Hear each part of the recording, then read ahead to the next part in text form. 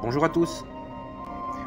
Les lignes de Nazca, ça a été l'un de mes plus gros souvenirs, un de mes meilleurs même, de voyage. Je l'ai réalisé avec ma meilleure amie en plus, donc Ingrid, qui travaillait à ce moment-là comme bénévole sur Arequipa. Alors pour commencer, Nazca est une ville du Pérou située dans la région d'Ica, dans le centre-sud du pays. La ville compte environ 27 000 habitants. Alors, pour vous présenter les lignes de Nazca, donc c'est appelé Nazca ou Nazca, mais plus communément c'est tout de même les lignes de Nazca. Alors ce sont des grandes figures tracées sur le sol, souvent d'animaux stylisés. Parfois, ce sont aussi de simples lignes bien longues sur plusieurs kilomètres. Voici les 13 principales figures que l'on peut apercevoir à Nazca. Au début, beaucoup de monde évoquait la théorie comme quoi ces lignes seraient dessinées par des extraterrestres. Mais aujourd'hui, on pense bien sûr que c'est plus les Nazca qui les ont dessinés lorsqu'ils vivaient dans la région il y a plus de 2000 ans. Et ça, je vais vous l'expliquer un peu dans la suite de la vidéo. Après, ça reste tout de même un véritable exploit. Le désert est aride avec très peu de vent, ce qui explique d'ailleurs leur conservation. Depuis, nous savons aussi qu'en 2010, un scientifique américain a avancé une nouvelle théorie. Visibles du sommet des montagnes, ces motifs géométriques auraient servi de système de signalisation. Ces animaux représentés au sol seraient en fait des symboles que seuls les dieux peuvent voir afin de faire venir l'eau.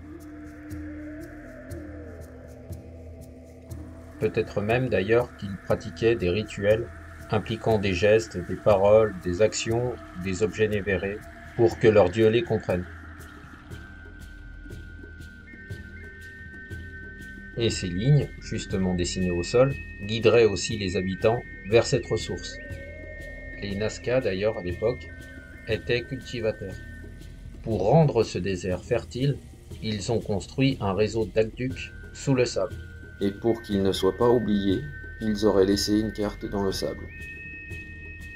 Le sol sur lequel se dessinent ces géoglyphes est couvert de cailloux que l'oxyde de fer colore en rouge. En les ôtant, les Nazca ont fait apparaître un sol gypseux, grisâtre, découpant ainsi les contours des figures qu'ils traçaient. Découverts en 1927, ces géoglyphes sont le fait de la civilisation Nazca, une culture pré-inca qui se développa entre 300 avant Jésus-Christ et 800 de notre ère. La plupart de ces figures ont été réalisées entre -200 et 600. Et ces lignes sont bien sûr reconnues au patrimoine mondial de l'UNESCO depuis 1942. Ces géoglyphes sont approximativement répartis le long d'une ligne de 50 km reliant les villes de Nazca et de Palpa, dans la région bien sûr d'Ica. La première mention écrite connue des géoglyphes se trouve dans le livre chronique du Pérou du conquistador Pedro Chiesa de León en 1553.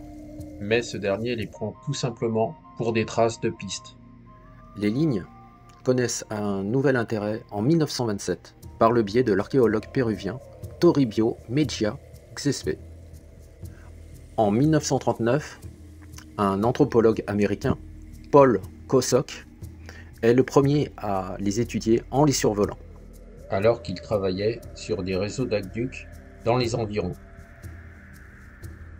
Au départ, il pensait que ces lignes faisaient partie d'un système d'irrigation. Puis il émet assez vite l'idée d'un vaste calendrier astronomique réalisé par les Nazca. Alors là, nous sommes en train de survoler la figure du cosmonaute.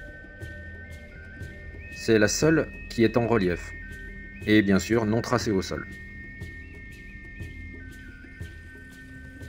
Je vous laisse profiter des vues du ciel, et donc du vol, et je reprends un peu après pour les explications où il y a un autre site assez intéressant. Allez, je vous laisse profiter.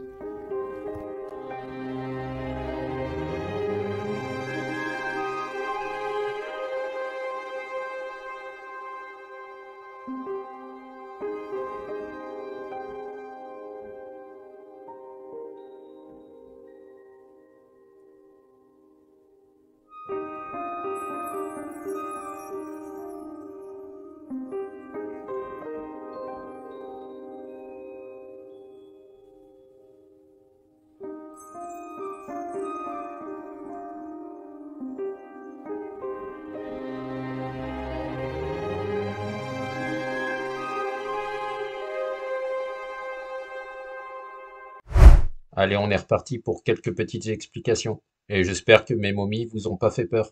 Allez, c'est parti. Donc là, nous sommes à une trentaine de kilomètres de Nazca et je vais vous parler du site archéologique Xochitl.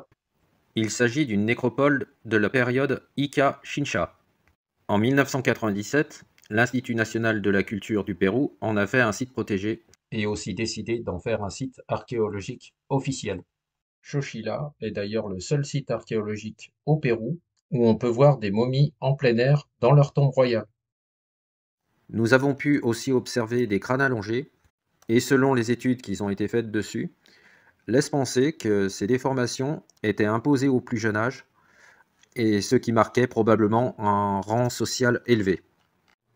Voilà, j'espère que ce descriptif vous aura plu, ainsi que les photos et vidéos que l'on a réalisées à bord d'un avion avec Ingrid. À bientôt!